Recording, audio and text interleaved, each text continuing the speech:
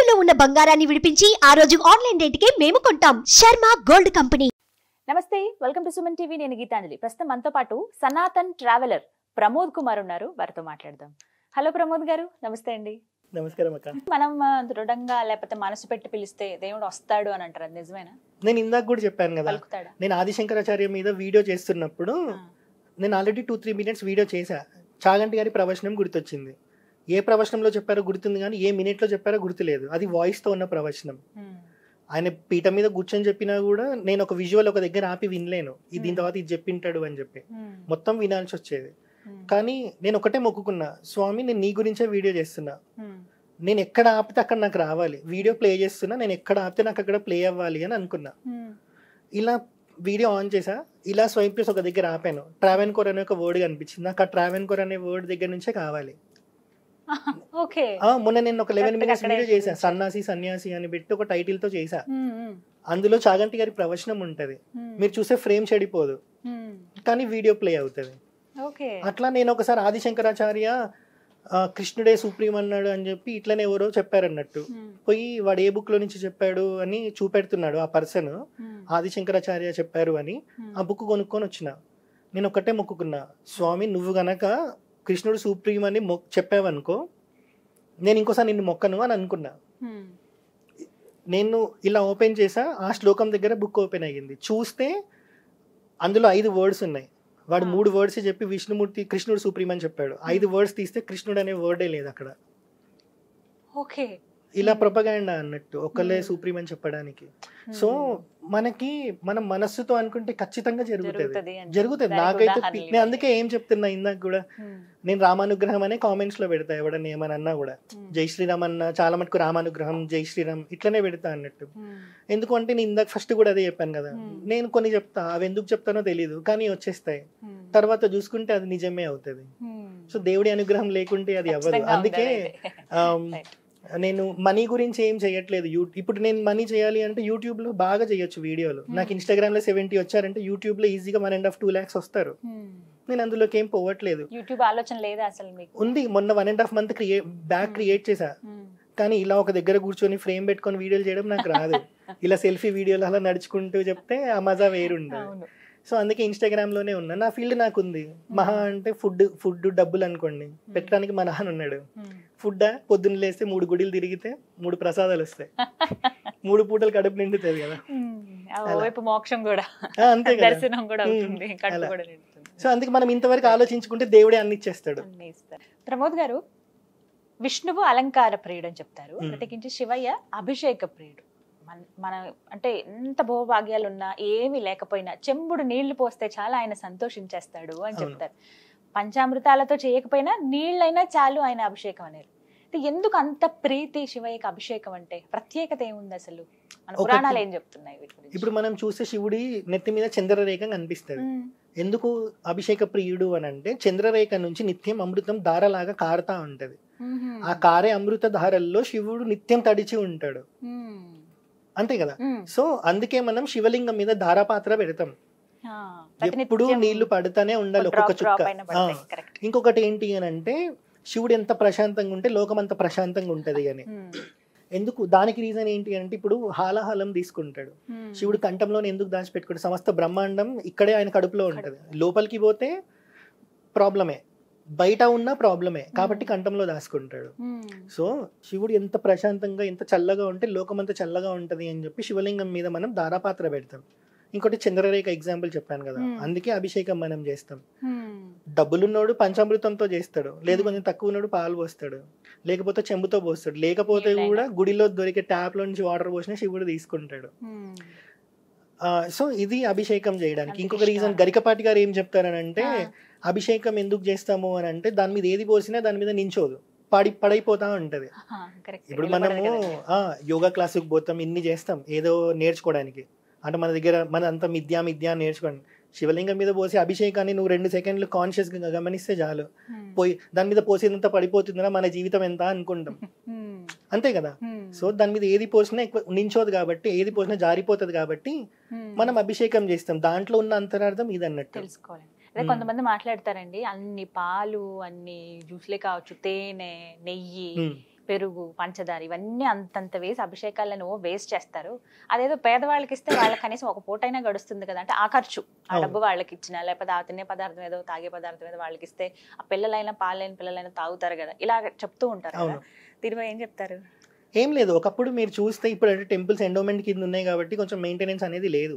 ఒకప్పుడు రాజులు చూసుకునే వాళ్ళు, లేకపోతే బ్రాహ్మణులు చూసుకునే వాళ్ళు టెంపుల్స్ ని, వేదం నేర్పించే బ్రాహ్మణులే. సో వాళ్ళు ఏం చేసేవాళ్ళు, ఇప్పుడు వీళ్ళు ఏదైతే పేదల కోసం ఏడుస్తున్నారో అప్పుడు ఆ బ్రాహ్మణులు కూడా శివలింగం మీద పడింది అంతా తీసుకొని వెళ్ళి ఒక దగ్గర కలెక్ట్ చేసి తీర్థము ప్రసాదం లాగా ఇచ్చేవాళ్ళు. దీని గురించి ఎవరు చెప్పడు, ఏడుస్తా ఉంటారు. సరే ఏడ్చే ప్రతి ఒక్కడు ప్రతిరోజు 2 పాల ప్యాకెట్లు తీసుకుంటారు. ఇంట్లో 4 ఉంటే 2 పాల ప్యాకెట్లు కావాలి, మరి 3వ పాల ప్యాకెట్ కొనుక్కొని పేదోడికి ఇచ్చి రావచ్చుగా. రోజు 30 రూపాయలు పెట్టి రోజు 30 రూపాయలు అంటే రోజుకి ఒక 70-80 రూపాయలు పెట్టి 2 ప్యాకెట్లు కొనుక్కున్నప్పుడు ఇంకో 40 రూపాయలు పెట్టి ఇంకొక ప్యాకెట్ కొనుక్కొని పేదోడికి ఇయ్యడు. ఒక రోజు ఇస్తాడు, 2 రోజులు ఇస్తాడు, ప్రతిరోజు ఇస్తే కళ్ళకి రక్తం కారుతుంది.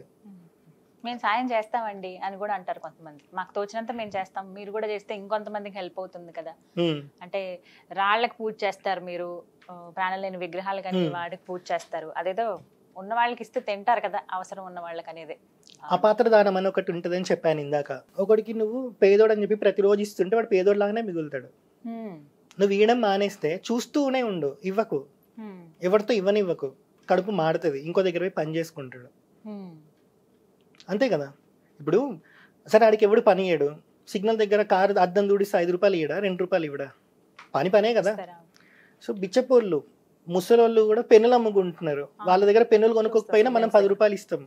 అట్లా కూడా చేయకుండా సోమరిపోతుల్లాగా ఉంటారు. అలాంటప్పుడు ఎవడు కరెక్ట్ అంటే ఉపేంద్ర సినిమాలో చెప్తాడు కదా, గాడ్ ఈస్ గ్రేట్ అని చంపేస్తాడు. అలానే ఉండాలి. ఏం పని చేస్తున్నారా అంటే నాకు ఏం పని లేదని కూర్చుంటాడు, చంపేసి గాడ్ ఈస్ గ్రేట్ అని పోతాడు. అపాత్ర దానం అనేది అందుకే సనాతన ధర్మంలో చెయ్యొద్దు అని చెప్తారు. ఎందుకు అని అంటే అది అలవాటు అయిపోతే వాడు కష్టపడాడు. సో ప్రతిరోజు మనం ఇస్తాం, మనం ఏమనుకుంటాం వాడికి ఇస్తే మనకి పుణ్యం అని అనుకుంటాం. సనాతన ధర్మం ఎప్పుడు పుణ్యం పాపం గురించి మాట్లాడమని చెప్పదు. నాకు దేవుడు ఇచ్చాడు, దేవుడు ఇచ్చింది వాడికి ఇచ్చా. ఇక్కడ ఏమైతుంది, కర్మ పెరగదు. పుణ్యం పెరిగినా కర్మ పెరిగినట్టే, పాపం పెరిగినా కర్మ పెరిగినట్టే. చనిపోయేటప్పుడు పాపం మిగిలిపోతే ఇంకొక జన్మలో అనుభవించాలి, పుణ్యం మిగిలిపోయినా ఇంకో జన్మ ఎత్తాలి. అది నెక్స్ట్ జన్మ ఏదైనా కర్మనే. పుణ్యం చేశాడు కదా అని చెప్పి వాడికి ఇంకో జన్మ ఉండడం ఉండదు. వాడి ఇప్పుడు శరీరం వదిలేశాక సోల్ అనేది ఇందులో నుంచి పోతేనే వాడికి మోక్షం. నవరంధ్రాల్లోంచి ఎక్కడి నుంచి పోయినా వాడికి మోక్షం రాదు. సో అందుకే ఒకడు దేవుడికి ఏదైనా వేస్తున్నాడు అనుకోండి, మనం ఏం చెప్పనవసరం లేదు. వాడు 40 రూపాయలు పెట్టి పాల ప్యాకెట్ కొన్నప్పుడు బయటకు వచ్చినప్పుడు 5 రూపాయలు 10 రూపాయలు బిచ్చ వాళ్ళకి వేస్తాడు. సో ఇప్పుడు నేను 40 రూపాయలు పాల ప్యాకెట్ వాడికి ఇస్తే ఒక పూట కడుపు నిండుతుంది. మీరు చాలా మంది బిచ్చగాళ్ళని చూస్తే ఫుడ్ ఇస్తే తీసుకోడు, పైసలు ఇస్తే తీసుకుంటారు. లేదు ఇప్పుడు ఇడ్లీ తింటున్నప్పుడు ఇడ్లీ ఇచ్చినాం అనుకోండి, నాకు ఇడ్లీ వద్దు డబ్బులే కావాలి అంటాడు. అది అపాత్రదానమే కదా. వాడు తాగడానికి ఖర్చు పెడుతుండేమో, సిగరెట్ తాగడానికి ఖర్చు పెడుతున్నాడేమో. సో ఎవడు ఏది ఇచ్చినా వాడు లోపల ఏం చేస్తున్నో మనకు కనిపిస్తుంది తప్ప గుడి బయటకు వచ్చి బిచ్చగాళ్ళకి ఎంతమందికి ఇస్తున్నాడో మనం చూడలేము. కాబట్టి మనం ఏం అనాల్సిన అవసరం లేదు. ఎవరికి ఏం కూడా ఇవ్వాలనిపిస్తే వాడు ఇస్తాడు. సో ఇంకొకటి ఏంటంటే ఇప్పుడు విగ్రహాలను ఎందుకు పూజిస్తారు, వాటికి పోస్తే ఏమొస్తుంది అన్న క్వశ్చన్ ఒకటి వచ్చింది కదా. మాట్లాడలేవు, కదలవు, మనం చెప్పింది వింటాయో లేదో కూడా తెలియదు, అలాంటి వాటికి మీరు ఎందుకు అంతంత ఇది చేస్తారు, ఆరాధనలు చేయటం కానీ పూజలు కానీ ఇవన్నీ ఎందుకు అని అడుగుతారు. సింపుల్, మనము డైరెక్ట్ తెచ్చి విగ్రహాన్ని అక్కడ పెట్టట్లే. అలాంటి విగ్రహాలు మనకు కనిపించే రోడ్డు సైడ్కి, దాంట్లో ప్రాణప్రతిష్ఠ ఏమి ఉండదు. మనం ఇక్కడ ఒక విగ్రహాన్ని పెట్టి ప్రాణప్రతిష్ఠ అనేది ఒక ఫార్మాలిటీతో చేస్తున్నాము అని అంటే పరబ్రహ్మాన్ని తీసుకొని వచ్చి దాంట్లో పెడుతున్నాం. మనం మనకు కనిపించేది విగ్రహం, కానీ మనం పూజించేది అందులో ఉన్న పరబ్రహ్మాన్ని. ప్రాసెస్ ఉంటుంది కదా, చాలా డేస్ ప్రాసెస్ ఉంటుంది. సో మనం చూసేది విగ్రహాన్నే, పూజించేది మాత్రం అందులో ఉన్న పరబ్రహ్మాన్ని.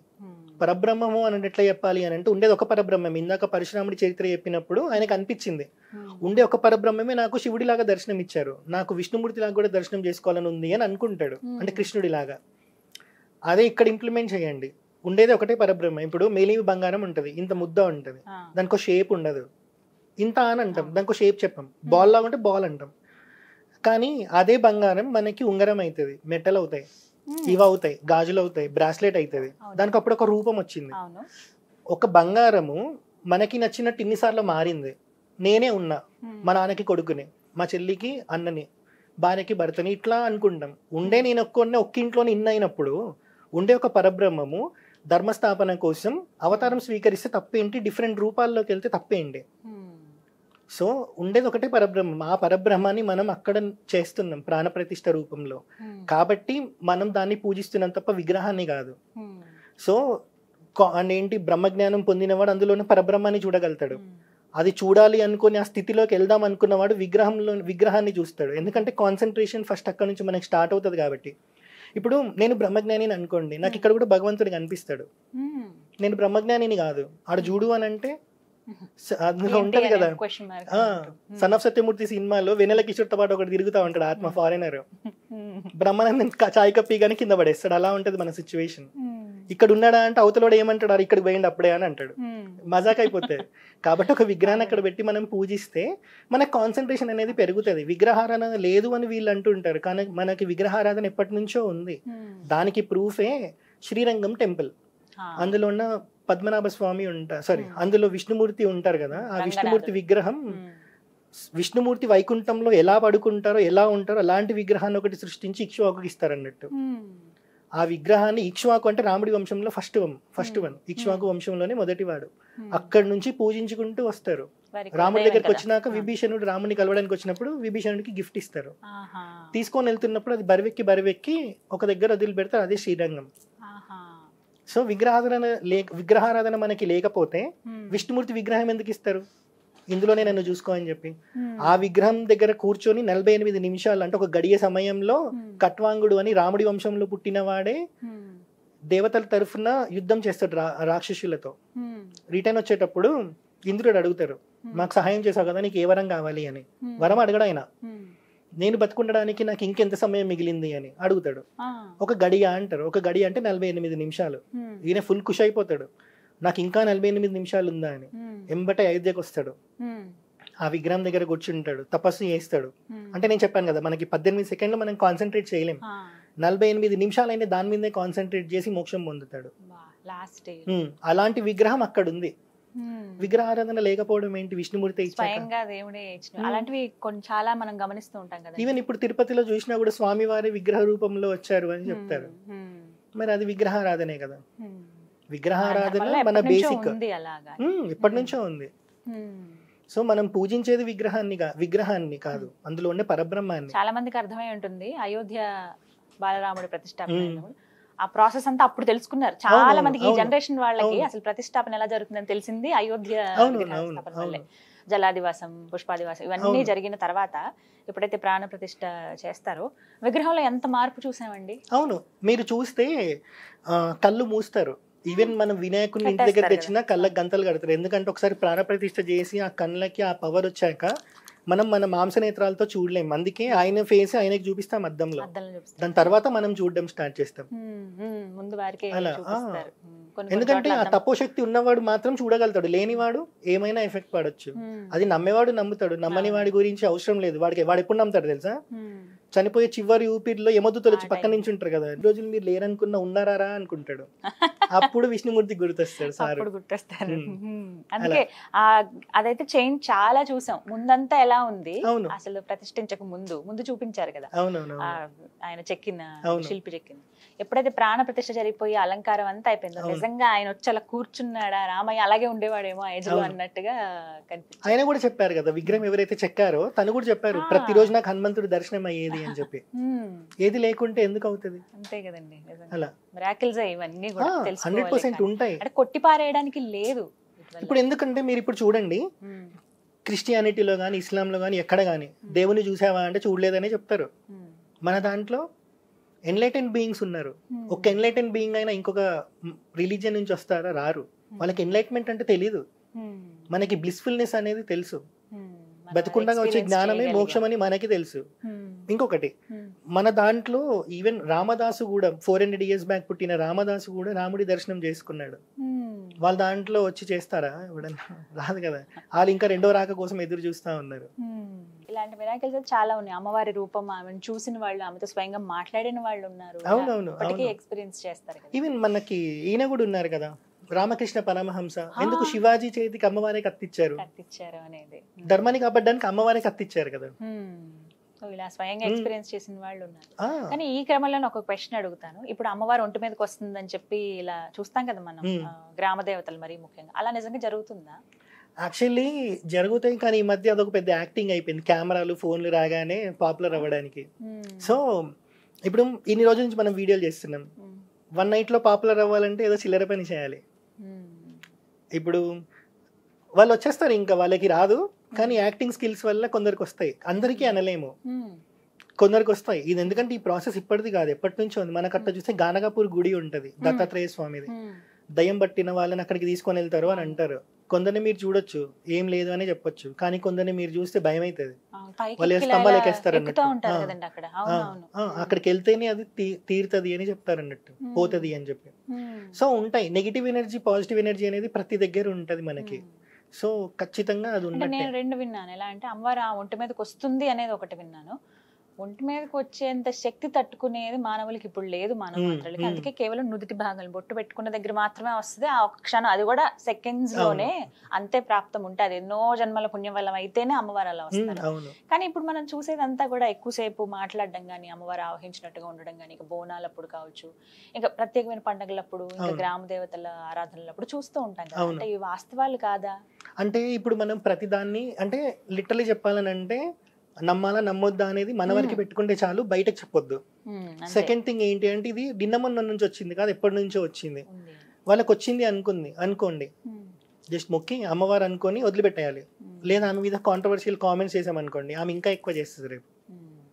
ఆ స్కోప్ మనం ఇస్తున్నాం ఆమెకి, ఆమె గురించి మనం నెగిటివ్గా మాట్లాడి, ఎందుకంటే అది ఆమెకే తెలుసు.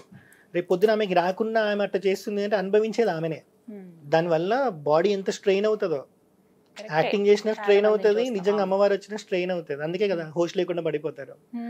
సో ఇప్పుడు ఒకటి ఏంటి అని అంటే, నేను ఇంతకు చెప్తున్నాను కదా, మనకి కొన్ని గమనించే శక్తి మనకి లేదు. ఆ బ్లిస్ఫుల్నెస్ అనేది మనం ఫీల్ అవ్వలేకపోతున్నాం కాబట్టి ప్రతిదీ మనకి మూఢనమ్మకంగానే కనిపిస్తుంది. కానీ ఈ గోల్లో చూసుకుంటే వెంటనే స్పందించే దేవతల్లో వినాయకుడు, చండి అని చెప్తూ ఉంటారు.